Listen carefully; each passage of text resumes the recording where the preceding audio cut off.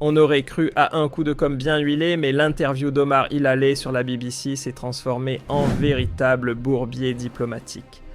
À peine ses propos diffusés que la tempête médiatique éclate, remettant sur le devant de la scène les zones d'ombre de la stratégie marocaine au sujet du Sahara occidental et des tensions persistantes dans le Rif. Ce qui devait être une défense assumée de la ligne de Rabat a finalement laissé place à des incohérences criantes et à un flou difficile à ignorer, surtout face à une journaliste qui elle ne laissait rien passer. D'emblée, le ton est donné, Hilal sûr de lui martèle « Le Sahara est marocain » comme un slogan d'ouverture. Il déroule alors, avec un calme presque professoral, l'argument de l'autonomie marocaine censée être la panacée régionale, une solution finale. Selon lui, à la fois réaliste et respectueuse des sensibilités capables de garantir la paix dans toute l'Afrique du Nord. Sauf que très vite, les certitudes affichées s'effritent. Une simple question sur la logique d'offrir une autonomie à un territoire déjà présenté comme totalement intégré au Maroc, et voilà l'ambassadeur pris de court bousculé sur les fondements même de sa rhétorique.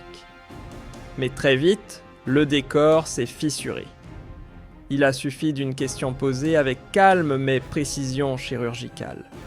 Si ce territoire est pleinement marocain, pourquoi alors lui accorder une autonomie ? Et là, changement d'ambiance. Ce simple dilemme logique a fait glisser la conversation vers un terrain glissant référendum, reporté indéfiniment réfugié de Tindouf, oublié pourparlers ambigus avec le Front Polisario et rôle nébuleux des Nations Unies.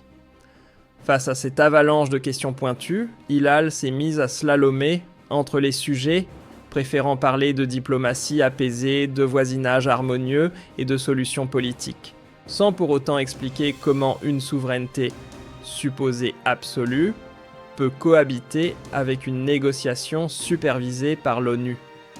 Des observateurs n'ont pas manqué de relever l'impasse en esquivant les réponses claires. Il a laissé entendre que, juridiquement parlant, le Sahara n'est pas si marocain que cela. Car enfin, accepter de discuter du statut final, c'est admettre qu'il n'est pas encore tranché, une contradiction que même les plus habiles diplomates ont du mal à justifier. Et comme si la tension n'était pas déjà palpable, la journaliste enfonce le clou avec une question qui fait grincer les engrenages. Si ce modèle d'autonomie est si innovant, pourquoi ne pas l'appliquer aussi au Rif ou aux régions amazighes ? Après tout, qui refuserait une gouvernance locale moderne, hein ? Prise au dépourvu, Hilal a alors sorti l'argument classique. Ces régions ne demandent pas à se séparer, et puis le Maroc, vous savez, n'a jamais connu de séparatisme. Sauf que voilà, face à lui, il n'y avait pas un novice. La journaliste bien documentée a aussitôt remis le Irak du Rif sur la table, ce mouvement qui, à une époque pas si lointaine, scandait parfois des slogans flirtant avec l'autonomie, voire l'indépendance. Elle n'a pas oublié de rappeler que l'État, au lieu de dialogue, avait préféré la répression, arrestation lourde, peine et procès très médiatisés. Hilal, visiblement à court d'arguments, s'est alors replié sur un discours standard. Les protestations chez nous sont pacifiques, encadrées par la loi, dans le respect de l'ordre public. Mais là encore, la journaliste contre-attaque avec des rapports d'ONG qui racontent une toute autre histoire. Et plus les minutes passaient, plus ces réponses tournaient en rond. Selon certains anciens diplomates, ce n'était pas juste un faux pas, c'était carrément une sortie de route improvisée sur le terrain du discours diplomatique. Et puis le moment fatidique est arrivé. La question que tout stratège redoute, celle qu'on aurait préféré voir évaporer dans le générique de fin. Quelle est exactement la position du Maroc concernant un référendum libre sous supervision onusienne ? Hilal, visiblement mal à l'aise, a dégainé un argument technique impossible, on ne s'entend pas sur qui peut voter. Et basta. Aucune explication sur ce revirement de cap, alors que le Maroc par le passé l'avait accepté. Ce silence a parlé plus fort que bien des mots. Beaucoup y ont lu un tournant discret, mais stratégique, dicté moins par la logique que par la peur, celle bien réelle, qu'un scrutin encadré par l'ONU échappe à tout contrôle et bouleverse les équilibres établis. Cherchant à redresser la barre, Hilal brandit alors les cartes maîtresses du soutien occidental. Les États-Unis et la France soutiennent notre plan d'autonomie. Sauf que la journaliste imperturbable l'a remis sur terre. Ce n'est pas une reconnaissance de souveraineté, juste un encouragement à continuer les discussions dans le cadre des Nations Unies. Et là, coup de grâce. Elle enchaîne avec une question simple mais dévastatrice. Si ce territoire est si incontestablement marocain, alors pourquoi ce besoin d'un accord négocié validé à l'échelle internationale ? Silence radio. La boucle est bouclée. Dès la fin de l'entretien, les extraits ont envahi les réseaux comme une traînée de poudre. Et les réactions n'ont pas tardé. Pour beaucoup, la prestation d'Omar Hilal ressemblait davantage à une séance de défense improvisée qu'à une démonstration de force diplomatique. Argument peu fouillé, manque de fond juridique, pas de profondeur historique. Le verdict a été sans appel. Certains commentateurs n'ont pas mâché leurs mots, selon eux, la journaliste avait savamment tendu un filet, et Hilal, sans même s'en rendre compte, y a plongé tête la première. L'interview, au lieu de consolider la position de Rabat, a révélé ses zones grises. Dans les sphères politiques, l'inquiétude a vite surgi, cette sortie ratée pourrait-elle fragiliser sa place à l'ONU ? La question se pose d'autant plus que ce fiasco tombe à un moment clé, juste avant la reprise des discussions avec le Front Polisario. Du côté des analystes, le ton est sérieux, ces déclarations, loin d'être anodines, risquent d'être exploitées à l'international. Et l'Algérie ne s'est pas fait prier. Ces médias y ont vu une victoire sur le terrain diplomatique, pointant du doigt les contradictions de Rabat comme preuve du bien fondé de l'option référendaire. Sur Internet, comme dans les tribunes, les opinions étaient divisées. Certains ont salué la bravoure d'Hilal pour avoir tenu tête à une intervieweuse redoutable, tandis que d'autres ont dénoncé une communication dépassée, appelant à revoir de fond en comble le narratif marocain plus rigoureux, plus crédible, et surtout aligné avec les standards du droit international. Du côté du ministère des Affaires étrangères, on s'est empressé de temporiser ce qu'a dit Hilal ne reflète pas forcément toute la doctrine de Rabat. Traduction libre. Un petit recadrage discret, tout en reconnaissant que cette apparition sur la BBC a jeté un pavé dans la mare politico-médiatique et pas des moindres. Le calme habituel du discours diplomatique s'est vu remplacé par une agitation rare, voire inédite. Ce passage devant les caméras britanniques a finalement mis le doigt là où ça fait mal communiquer sur le Sahara à l'international, ce n'est pas simplement répéter des slogans. Il faut un discours finement ciselé, juridiquement blindé, et surtout capable de tenir le choc dans une arène médiatique mondialisée où chaque mot est disséqué. La grande question, elle reste suspendue comme une énigme sans réponse. Clair, le Sahara, simple prolongement d'un territoire national ou véritable champ de bataille diplomatique, où se joue compromis et réal politique. Et le Maroc doit-il continuer à camper sur ses formules d'un autre temps ou repenser sa communication à l'aune des codes du XXIe siècle ? Ce qui est certain, c'est que le dossier saharien dépasse largement les lignes sur une carte. Il touche à l'âme, à la mémoire, à l'équilibre d'un Maghreb sous tension. Et pour Rabat, plus que jamais, ce n'est plus seulement une question de frontières, mais de crédibilité politique et d'identité nationale. Dans une équation aussi volatile, il suffit parfois d'une phrase de trop ou de travers pour faire vaciller des années de fragile équilibre diplomatique. Même une simple maladresse verbale peut devenir, dans ce jeu d'échecs international, un mouvement aux répercussions durables. Le dossier du Sahara occidental, loin d'être une simple affaire frontalière, reste l'un des sujets les plus inflammables du Maghreb. Pourquoi ? Parce qu'il concentre à la fois l'histoire, les émotions, les intérêts stratégiques et les blessures encore ouvertes.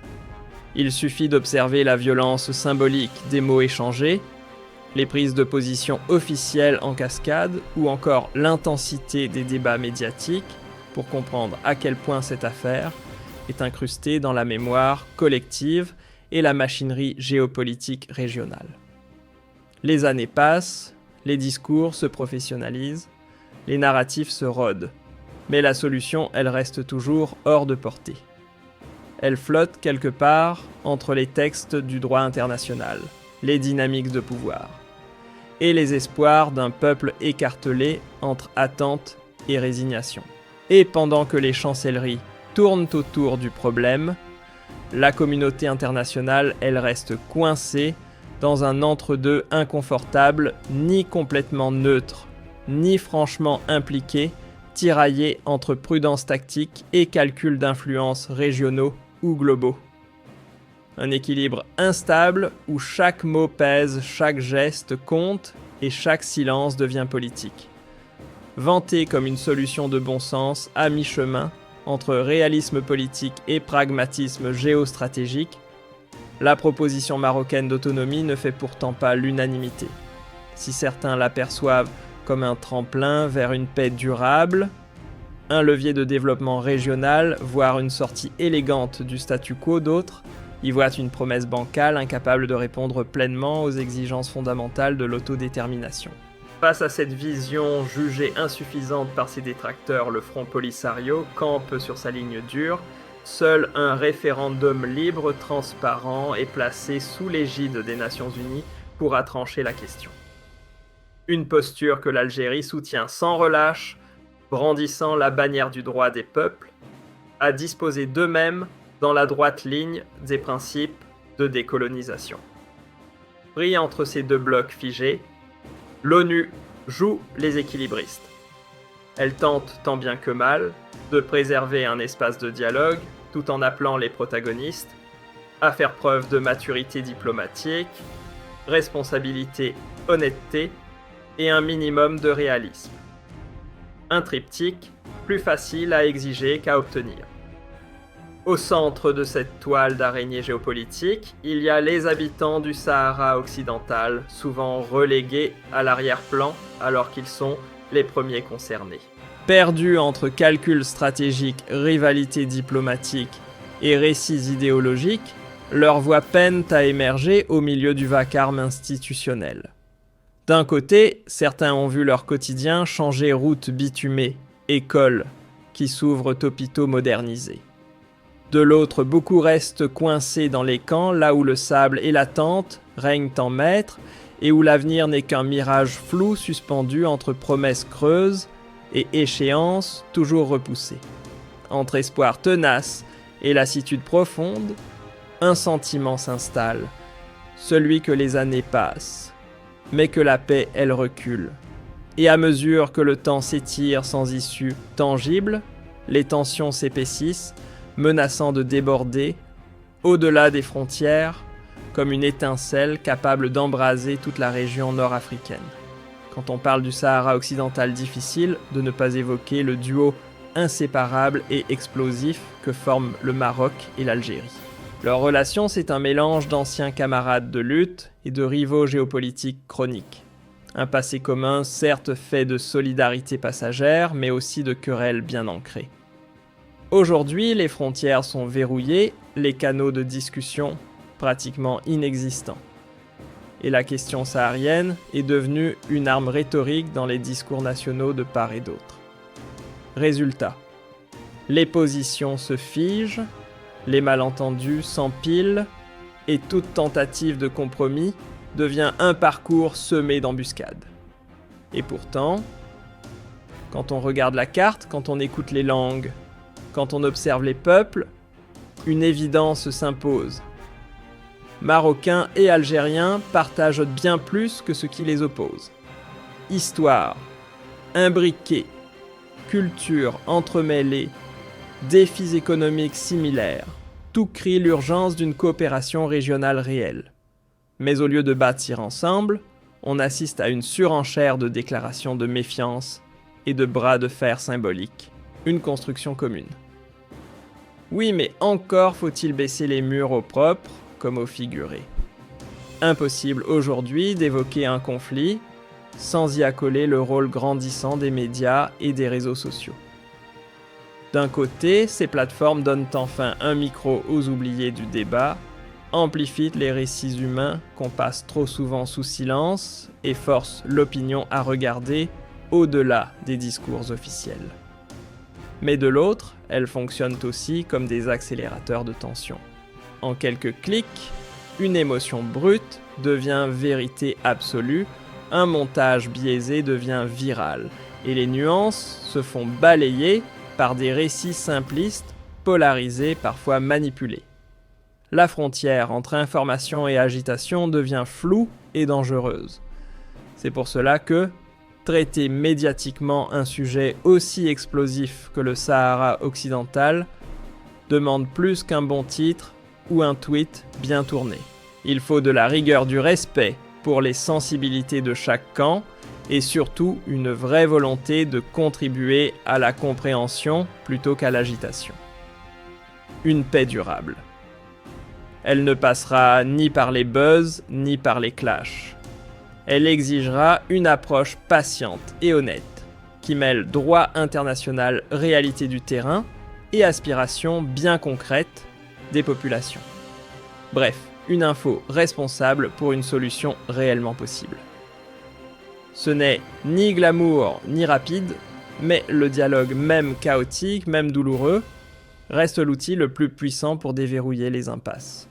Il ne s'agit pas simplement de signer un accord ou de faire joli devant les caméras, mais d'imaginer un futur que l'on partagerait à deux ou à plusieurs sur des bases solides, respect, dignité, équité et surtout, confiance.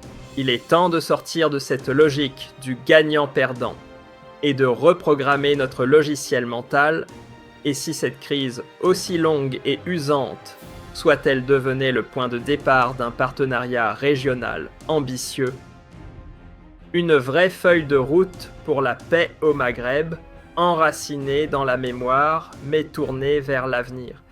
Car au bout du compte, la solution ne se résumera jamais à une carte redessinée ou à un article de traité bien rédigé.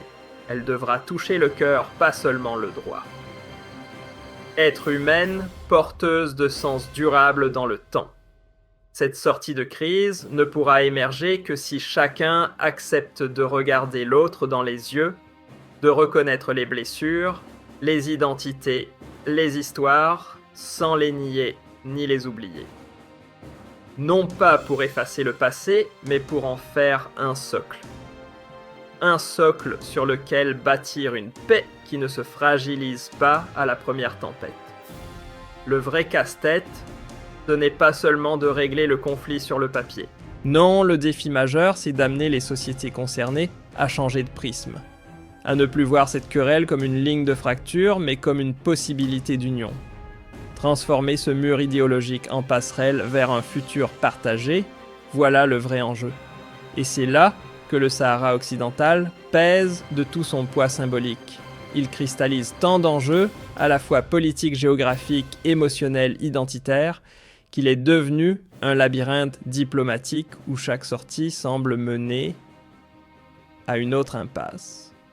Déclarations officielles, forums internationaux, analyses à n'en plus finir, tout semble montrer que ce dossier s'est enraciné bien au-delà des cartes, dans les récits nationaux et les inconscients collectifs.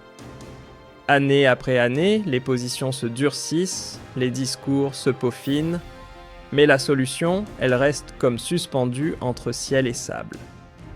Et pendant ce temps-là, la communauté internationale avance à pas compter. Tiraillée entre sa volonté d'apaiser son besoin de neutralité et la tentation de préserver ses propres intérêts géostratégiques. Résultat, une présence bienveillante, certes, mais souvent trop timide pour faire bouger les lignes, portée à grand renfort de diplomatie comme une réponse raisonnable aux tensions sahariennes, la proposition d'autonomie marocaine fait encore grincer bien des dents. Derrière son vernis de solutions pragmatiques, certains y voient une simple stratégie d'habillage politique, dictée par les équilibres régionaux et les rapports de force globaux. Pour ses défenseurs, c'est un pas vers la paix, une chance de développement et une issue crédible au blocage actuel. Pour ses détracteurs, une réponse incomplète qui élude certaines aspirations fondamentales. Et pendant que les chancelleries pèsent chaque virgule de la proposition marocaine, le buzz, lui s'écrit ailleurs dans un clip viral nommé Zito, se ridiculise lui-même. Une vidéo devenue en quelques heures le symbole involontaire des crispations algériennes, révélant avec brutalité l'écosystème chaotique où se croisent citoyens agacés, institutions sur la défensive et réseaux sociaux en roue libre. Cette séquence absurde mais éloquente montre bien à quel point l'espace numérique peut transformer une blague en drame national, un contenu isolé en affrontement collectif.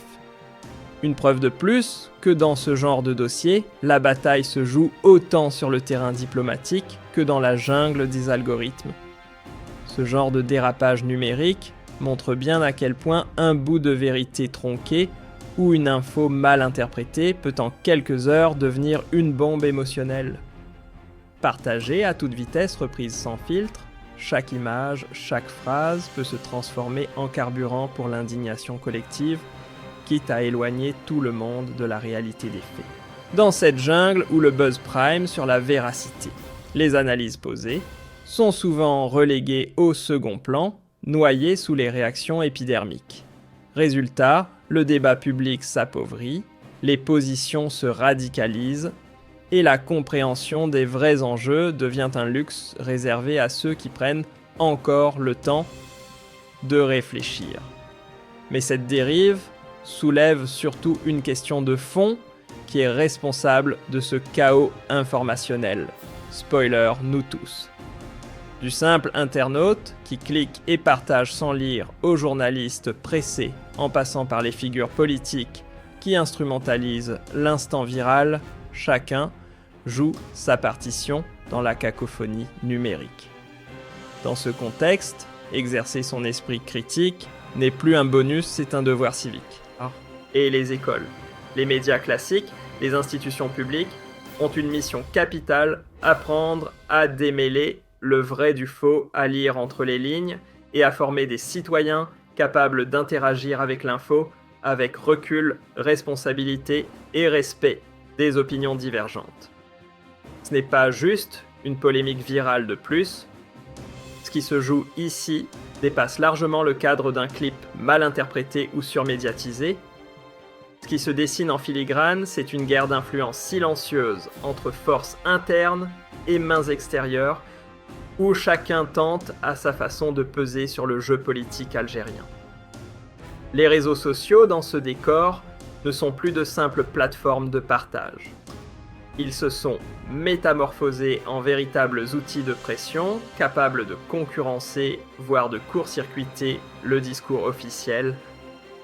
Le like devient un signal politique, le retweet une prise de position. Mais attention, si ces contenus digitaux peuvent ouvrir des débats nécessaires, ils peuvent tout aussi bien être instrumentalisés pour semer la division.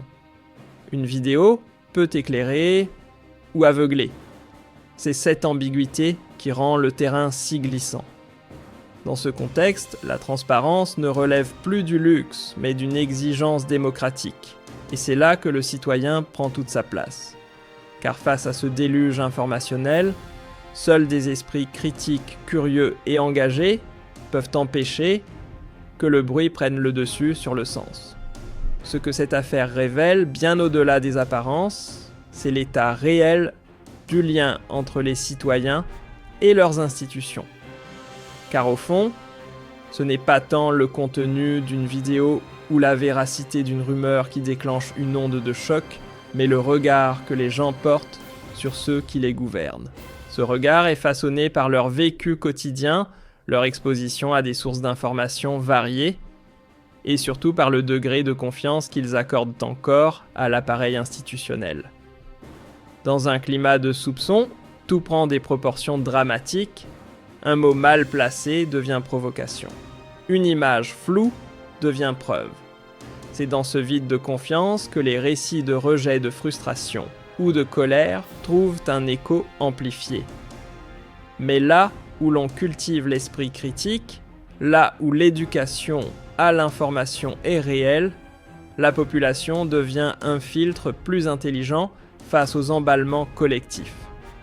Elle apprend à faire le tri, à ne pas se laisser happer par l'émotion brute et surtout à alimenter le débat public avec clarté, nuance et responsabilité. Aujourd'hui, plus que jamais, savoir lire entre les lignes n'est pas un luxe, c'est une nécessité. Comprendre comment naît une rumeur qui la pousse, pourquoi elle se propage, voilà le véritable bouclier face à l'avalanche d'intox. Et c'est là que l'éducation aux médias s'impose, non pas comme un supplément d'âme éducatif, mais comme une arme de résilience collective. C'est la boussole qui permet à une société de ne pas perdre le nord dans un monde saturé de manipulation. Ce qui se joue dans un simple écran peut en réalité bousculer les fondements d'une nation. Car ces incidents apparemment confinés au monde digital se ramifient dans toutes les sphères sensibles: cohésion sociale, construction identitaire, souveraineté nationale, relations internationales. À chaque post viral, à chaque déclaration détournée, c'est tout un écosystème qui réagit: médias, opinion publique, institutions. Ce triangle d'influence détermine non seulement l'image qu'une société se fait d'elle-même, mais aussi la place qu'elle veut occuper dans le concert des nations. Dans un monde où l'info circule plus vite que la raison, la vraie force du citoyen ne réside plus seulement dans sa voix, mais dans sa capacité à douter intelligemment. Savoir décortiquer une vidéo, confronter une info à sa source, comprendre l'arrière-plan d'un discours, c'est là que commence la démocratie vivante. Ce n'est qu'avec cet œil affûté que les débats publics peuvent rester sains, que les colères ne se transforment pas en chaos et que la société tient debout. Face à l'effet boule de neige des fake news et des vérités déformées, les institutions n'ont plus le luxe de l'inaction ou du silence bureaucratique. Elles doivent apprendre à réagir vite, parler, juste corriger sans mépris, expliquer sans condescendance. Car chaque zone d'ombre laissée par l'État devient un terrain fertile pour la rumeur. Et c'est dans cette course contre la désinformation qu'elle joue parfois, sans le savoir, la crédibilité de tout un système. Bienvenue dans un monde où un simple tweet peut faire trembler un ministère et où une vidéo virale peut modifier l'agenda d'un parlement. Cette époque ne transforme pas seulement nos écrans, elle bouscule nos institutions, force les journalistes à réagir en temps réel et donne aux citoyens un mégaphone qu'ils n'ont jamais eu. Oui, les réseaux sociaux, en un clic, peuvent allumer des feux ou déclencher des révolutions. Mais derrière le chaos apparent, une nouvelle forme d'engagement émerge, spontanée, imprévisible, mais terriblement influente. Entre la vitesse supersonique des posts, la charge émotionnelle des débats en ligne et l'opacité de certaines décisions politiques, le terrain est glissant. Dans ce décor en perpétuel mouvement, chaque voix, qu'elle vienne du citoyen lambda, d'un média indépendant ou d'un porte-parole officiel, doit faire preuve de finesse, de recul et surtout d'une sacrée dose de bon sens pour ne pas se noyer dans le brouhaha numérique. L'affaire Zito, ou comment une séquence virale peut devenir une masterclass involontaire sur l'art de se saboter en ligne. Ce clip, à l'origine, peut-être anodin, s'est transformé en un miroir impitoyable des travers du débat public. Entre moquerie, indignation et emballement collectif, il rappelle brutalement que sans recul critique ni lecture nuancée, les réseaux sociaux deviennent un théâtre où le ridicule est roi et où la réflexion disparaît au profit du choc. C'est là qu'intervient l'urgence d'une analyse lucide, pour ne pas sombrer dans l'hystérie numérique. Le cas du clip Zei se ridiculise lui-même, est plus qu'un simple moment gênant devenu viral. C'est une loupe géante, braquée sur les tensions profondes qui animent le paysage algérien à la fois médiatique et politique. D'un côté des internautes qui s'emballent, de l'autre des institutions sur la défensive. Et au milieu, un espace numérique devenu champ de bataille où chaque publication peut faire dérailler le narratif officiel. Ce n'est plus juste une vidéo, c'est un symptôme. Et son écho dit « tout du malaise ambiant ». Le parcours fulgurant de cette vidéo sur les réseaux en dit long, un simple extrait. Une image décontextualisée, et voilà que s'embrase le débat public, souvent dans des directions très éloignées de la réalité. Ce phénomène met en lumière un réflexe numérique devenu classique, prendre la partie pour le tout, mal lire, mal comprendre, mais partager quand même. Et au passage, on alimente, sans le vouloir, les tensions sociales en opposant des groupes, en creusant les fractures. Une mèche courte dans un baril d'incompréhension. Dans ce grand théâtre du buzz permanent, les faits, eux, arrivent souvent trop tard. Les analyses mesurées sont noyées sous les vagues d'indignation, de rires nerveux ou de jugements hâtifs. Pourquoi attendre de comprendre quand on peut déjà s'énerver ou s'exclamer ? La vitesse de diffusion combinée à la chasse au sensationnel fabrique un climat où la réflexion devient presque un luxe, ou pire, une gêne. Et pourtant c'est bien elle qui manque cruellement à l'équation.